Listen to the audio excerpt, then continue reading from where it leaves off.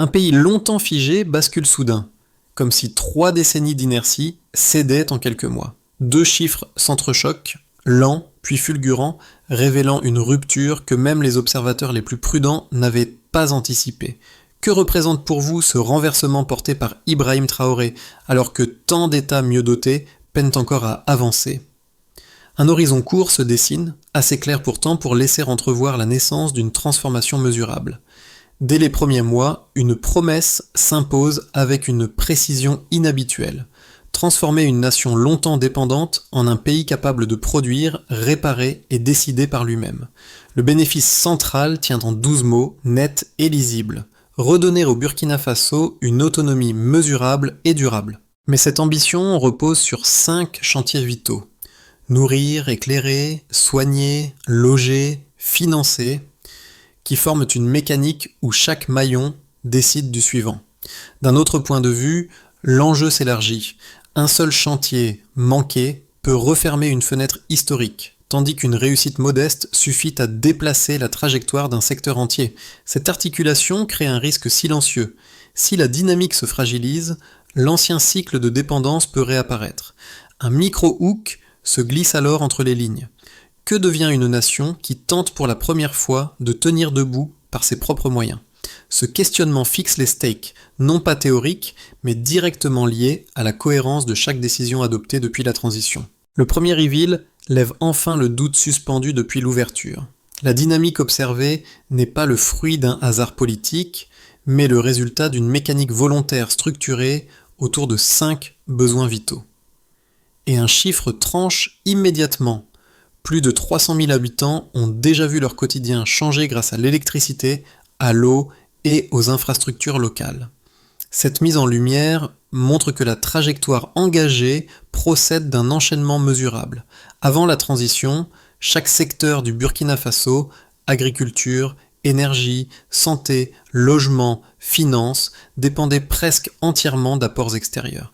Les chaînes d'approvisionnement restaient fragiles, les marges de décision étroites, et la moindre rupture dans l'aide paralysait parfois des régions entières. Pour commencer, cette vulnérabilité s'explique pourquoi l'idée d'autonomie, longtemps perçue comme un vœu pieux, s'est soudain transformée en impératif concret.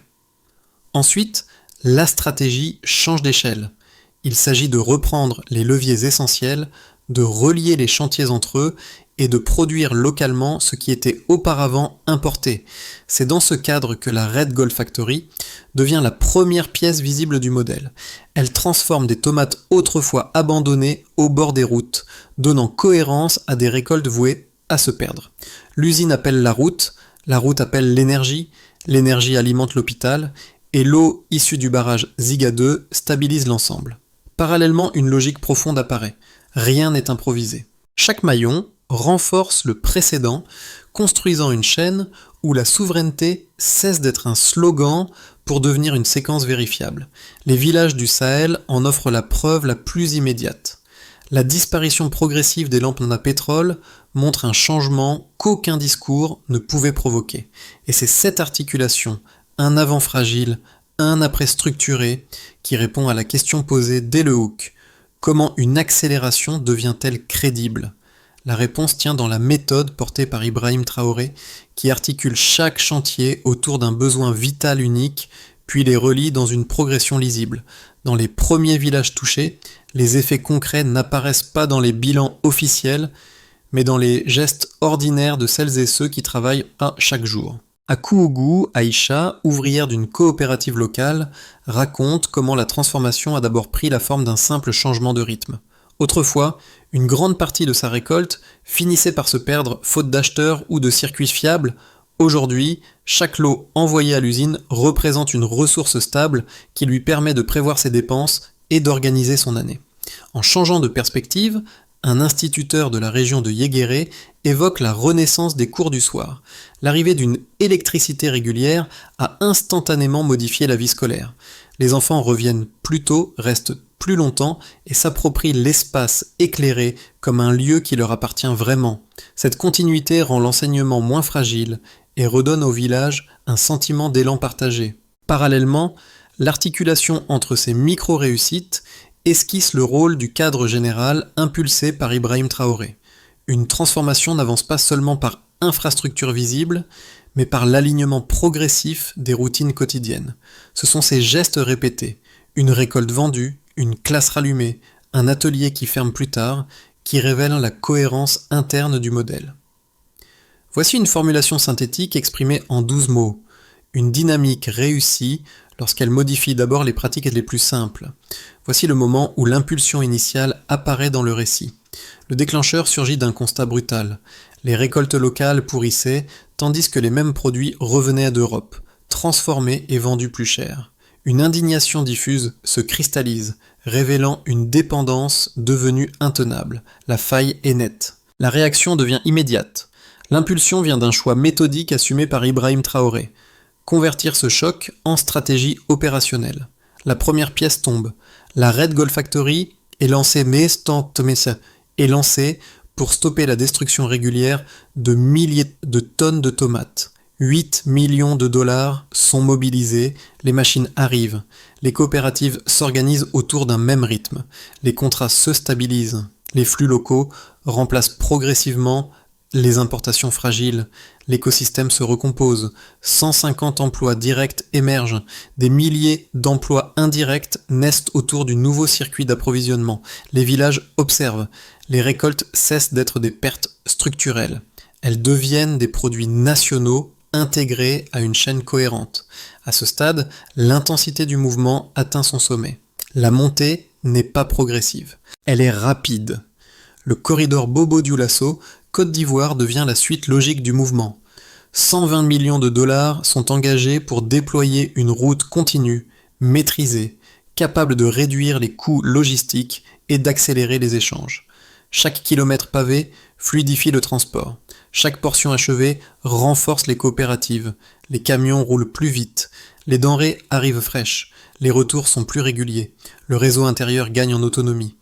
Contrairement à des décennies d'immobilisme, le pays respire différemment. L'énergie prend ensuite le relais.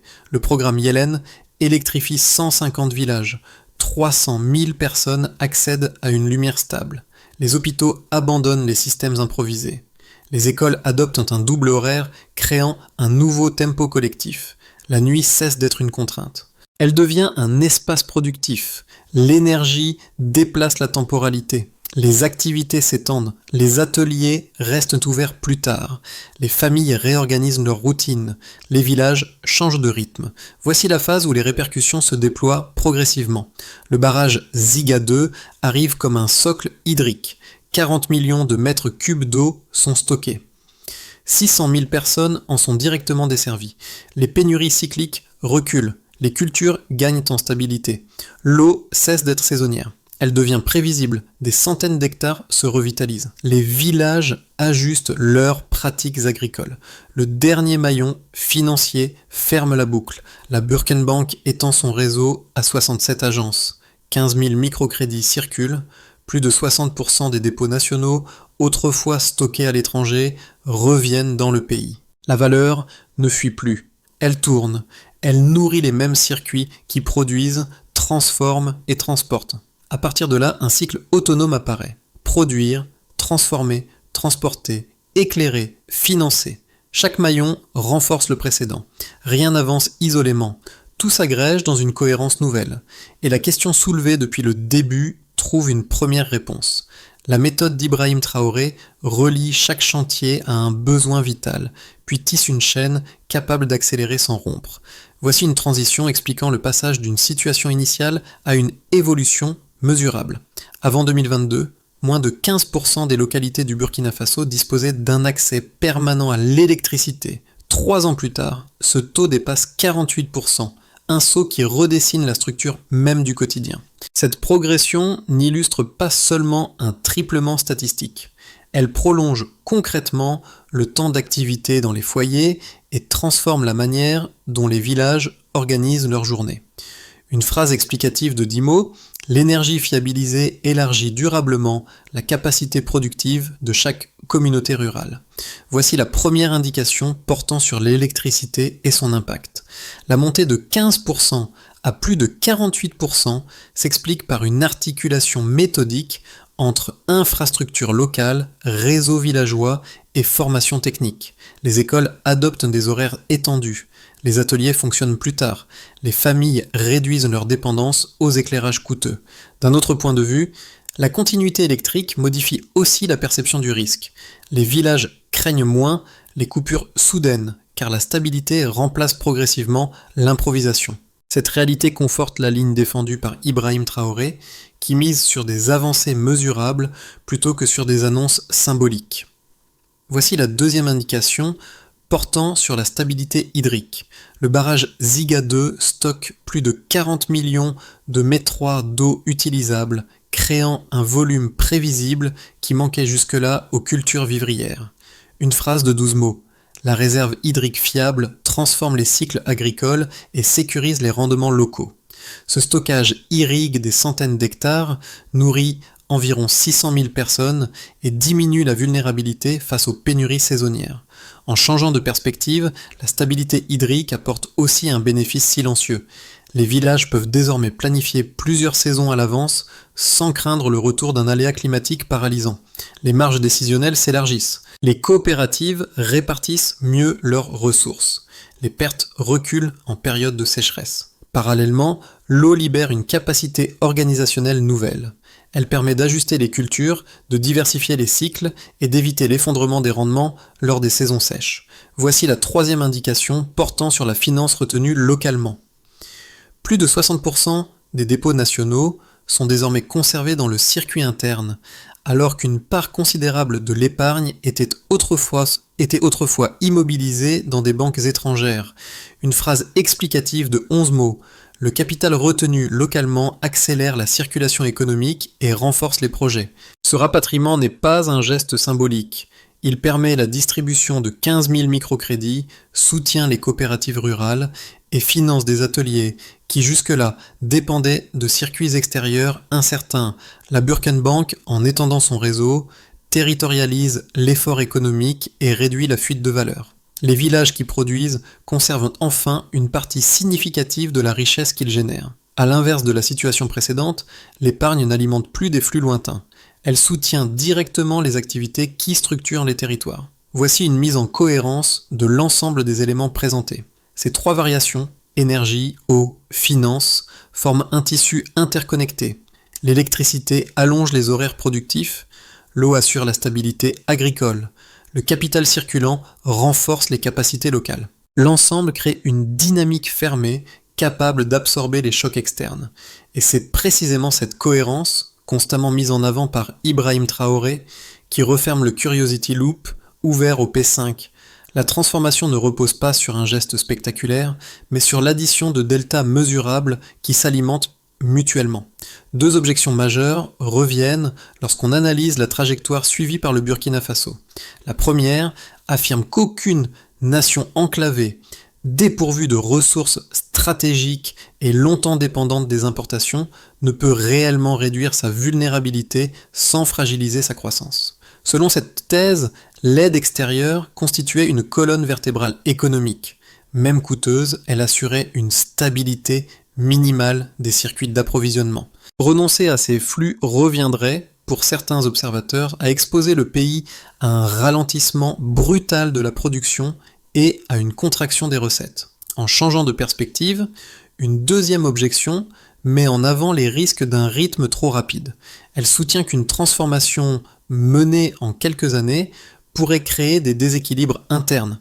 Surcharge des coopératives, disparité entre zones électrifiées et zones encore isolées, ou tensions administratives provoquées par la multiplication des chantiers. Dans cette perspective, une modernisation accélérée produirait davantage de fragilité que de cohérence, surtout dans un territoire dont les infrastructures sont en reconstruction. Parallèlement, chacune de ces thèses mérite d'être reconstruite dans sa version la plus solide avant d'être confrontée aux données observables. Le premier argument semble logique. Si l'aide diminue, la production pourrait fléchir. Pourtant, les chiffres issus des secteurs agricoles et industriels montrent une réalité différente. La stabilisation locale de la transformation, incarnée par la Red Gold Factory, a doublé la valeur de certaines productions grâce à la réduction des pertes et à l'émergence de circuits nationaux fiables. À l'inverse de l'anticipation de décroissance, la richesse reste désormais dans le pays au lieu de fuir à travers les importations. Quant au second argument, il se heurte à la progression simultanée de 3 leviers mesurables: l'énergie, l'eau et la finance. 150 villages éclairés, plus de 40 millions de mètres cubes d'eau stockés et 60% des dépôts rapatriés composent une base qui stabilise les territoires au lieu de les fragmenter. À ce moment décisif, l'image s'inverse. La cohérence des infrastructures réduit justement les risques qu'on leur attribue. Et c'est précisément la méthode d'Ibrahim Traoré Dieuffoy: relier chaque chantier à un besoin vital, puis articuler les chantiers entre eux, fait apparaître un modèle qui répond aux deux objections sans les nier. Les craintes sont logiques, mais les données observables les contredisent. Un basculement silencieux apparaît. À ce stade, les infrastructures cessent d'être de simples chantiers pour devenir un système qui avance par sa propre inertie. Les villages électrifiés montrent le premier signe de cette dynamique autonome. Les écoles du soir rouvrent sans directive nouvelle, portées uniquement par l'habitude installée. Les techniciens formés localement prennent le relais, prolongent les réseaux, réparent plus vite et stabilisent ce qui, autrefois, dépendait d'équipes extérieures. En changeant de perspective, le secteur financier révèle le même mouvement d'auto-entretien. Les microcrédits, d'abord distribués avec prudence, circulent désormais comme un réflexe économique. Les coopératives investissent plus rapidement. Les petites entreprises rurales se renforcent sans attendre une impulsion centrale. La valeur reste dans les villages, puis remonte dans les circuits nationaux, créant une boucle interne qui n'existait pas auparavant. Parallèlement, une évidence se détache. Ibrahim Traoré n'agit plus seulement comme initiateur, mais comme gardien du cadre. Le modèle continue d'avancer parce que ces maillons sont conçus pour s'activer mutuellement sans nécessité de relancer chaque étape par une décision politique. À ce moment décisif, le midpoint reveal devient clair. La transformation fonctionne désormais par inertie constructive, refermant le Curiosity Loop suspendu TU-P5. Les effets concrets de la transformation apparaissent désormais à travers 4 cercles distincts, chacun révélant une partie du mécanisme enclenché depuis le début de la transition. Voici le premier groupe, portant sur les ménages et leur quotidien. Dans les foyers ruraux, la modification la plus perceptible touche au temps quotidien. L'accès régulier à l'électricité prolonge les soirées de plusieurs heures, permettant aux familles de réduire l'usage du kérosène et de stabiliser leurs dépenses. Les enfants lisent plus longtemps sous une lumière fiable, tandis que les activités artisanales gagnent en continuité. Une évidence s'installe peu à peu. La routine cesse d'être une contrainte, elle devient un espace d'initiative retrouvé, exactement comme l'avaient anticipé les orientations d'Ibrahim Traoré. Voici le deuxième groupe concernant les domaines publics du pays. Dans les infrastructures publiques, la cohérence du modèle se matérialise rapidement. La route reliant Bobo-Dioulasso à la Côte d'Ivoire fluidifie les échanges, réduit les coûts logistiques et renforce les circuits de distribution nationaux. Les hôpitaux fonctionnent plus régulièrement grâce à l'énergie stable, les écoles adoptent des horaires élargis, améliorant la continuité pédagogique. Parallèlement, la Birkenbank, en retenant les dépôts dans le pays, permet à l'État de planifier avec une marge nouvelle, moins sensible aux variations extérieures, consolidant ainsi la trajectoire impulsée par Ibrahim Traoré. Voici le troisième groupe, consacré aux agriculteurs et producteurs. Pour les agriculteurs et les coopératives, les changements sont immédiats et mesurables. La Red Gold Factory achète directement les récoltes, empêchant l'effondrement des prix en période de surplus. Les coopératives utilisent les microcrédits pour moderniser leurs outils, organiser les flux et réduire les pertes. Parallèlement, l'eau stabilisée du barrage Ziga 2 sécurise les cultures pendant les saisons sèches, permettant aux villages de planifier leur cycle sans crainte de rupture. Ces améliorations confirment que la souveraineté, autrefois théorique, se matérialise désormais dans chaque tonne produite et vendue localement. Un objectif ancré dans la stratégie de Ibrahim Traoré. Voici le quatrième groupe, portant sur la dimension régionale. Dans l'espace sahélien, la dynamique burkinabé commence à exercer un effet d'entraînement. Les pays voisins, Mali, Niger, Guinée, observent la méthode produire, transformer, financer comme un schéma reproductible pour réduire leur dépendance historique. Les corridors commerciaux s'ajustent, privilégiant de nouveaux échanges horizontaux entre États enclavés. Cette réorientation donne au Burkina Faso un rôle inattendu, celui d'un modèle régional capable d'inspirer des stratégies plus autonomes. La cohérence défendue par Ibrahim Traoré devient ainsi un repère pour ceux qui cherchent à stabiliser leurs économies dans un environnement instable. Voici une conclusion reliant les éléments développés précédemment. À travers ces 4 groupes, un même fil conducteur se dessine. Lorsque la valeur reste à l'intérieur du pays, elle stabilise les foyers, solidifie les institutions, renforce les producteurs et modifie les rapports régionaux. À partir de là, le Curiosity Loop, ouvert en P8, se referme. Les effets ne sont pas seulement visibles, ils sont structurels, interconnectés et capables de soutenir le rythme engagé. Les mois à venir s'ouvrent sur 3 trajectoires possibles, chacune découlant du rythme actuel, de la cohérence interne du modèle et de la capacité du pays à maintenir l'élan enclenché depuis la transition. Ces scénarios ne cherchent pas à prédire, mais à tracer les marges dans lesquelles le Burkina Faso peut évoluer selon la stabilité énergétique, la continuité hydrique et la circulation financière déjà consolidée. Voici le scénario de consolidation probable selon la trajectoire actuelle. Dans cette voie, les infrastructures existantes continuent de produire leurs effets sans accélération majeure ni ralentissement significatif. L'énergie solaire s'étend progressivement, l'eau du barrage Ziga 2 demeure stable et les chaînes de transformation, notamment autour de la Red Gold Factory, s'ancrent durablement. Les microcrédits soutiennent les petites entreprises, tandis que les coopératives renforcent leurs circuits internes. Si les 3 leviers restent synchronisés, alors la croissance pourrait se maintenir autour d'un rythme modéré, soutenu par la réduction de la dépendance extérieure. Ce scénario repose sur une gouvernance disciplinée, cohérente, avec la méthode impulsée par Ibrahim Traoré. Voici le scénario le plus favorable envisagé dans cette évolution. Une dynamique régionale plus forte s'enclenche.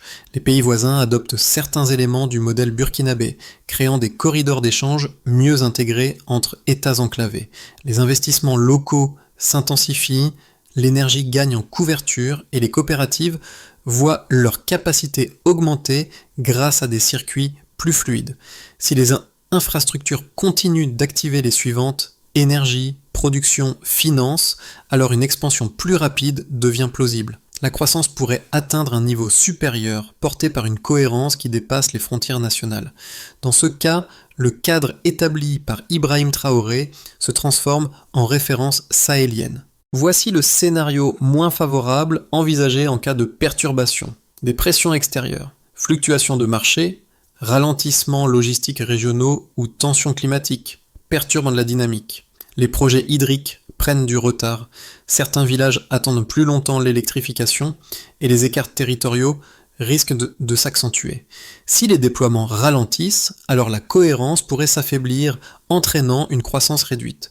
Toutefois, les infrastructures déjà fonctionnelles, énergie stable, eau stockée, finances rapatriées, agiraient comme amortisseurs, évitant un retour complet à l'instabilité d'avant. Voici une synthèse permettant de résumer l'ensemble.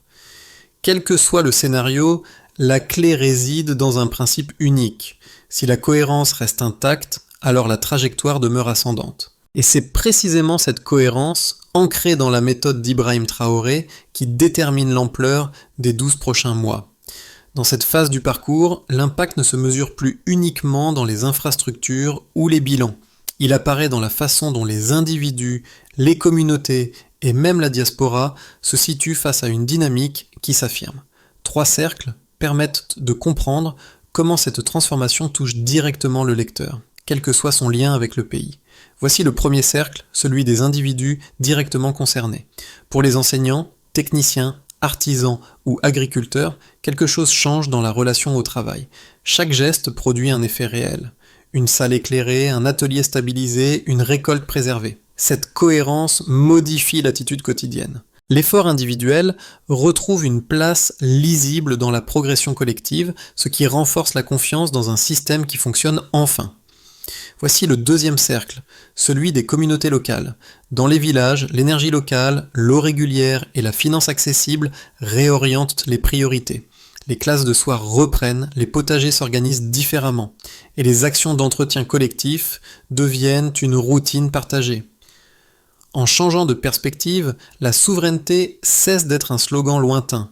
Elle devient un outil qui s'éprouve dans les gestes ordinaires. La cohésion grandit parce que le quotidien gagne en prévisibilité. Voici le troisième cercle, celui de la diaspora engagée.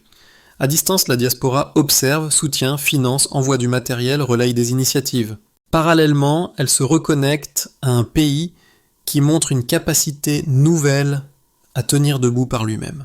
L'approche structurée encouragée par Ibrahim Traoré donne un cadre rassurant à ceux qui souhaitent contribuer sans revenir physiquement. Le lien symbolique se renforce à mesure que les résultats deviennent visibles. À ce moment décisif, une idée simple émerge. Lorsque les résultats sont lisibles, chacun, présent ou éloigné, réorganise spontanément son engagement. Le chemin à suivre gagne en clarté. Il repose sur une méthode simple, reproductible et mesurable. Le cadre posé par Ibrahim Traoré s'articule en étapes concrètes qui déterminent comment prolonger la dynamique sans la fragiliser. Voici la première étape. Identifier les besoins essentiels.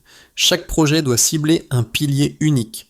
Énergie, eau, santé, éducation ou finance. Cette focalisation évite la dispersion et garantit une avancée complète avant d'en ouvrir une nouvelle. Mesure. Un indicateur unique par chantier.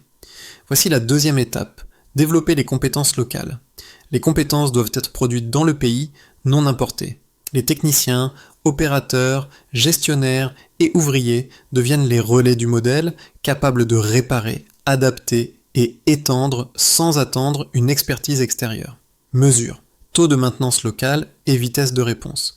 Voici la troisième étape, relier les projets entre eux. Une fois un projet abouti, il doit activer le suivant. L'énergie soutient la transformation, l'eau stabilise la production, la finance diffuse la valeur. Parallèlement, l'articulation entre ces piliers crée une cohérence interne qui empêche le retour au cycle de dépendance. Mesure nombre de maillons interconnectés. Voici la quatrième étape, mesurer et ajuster progressivement.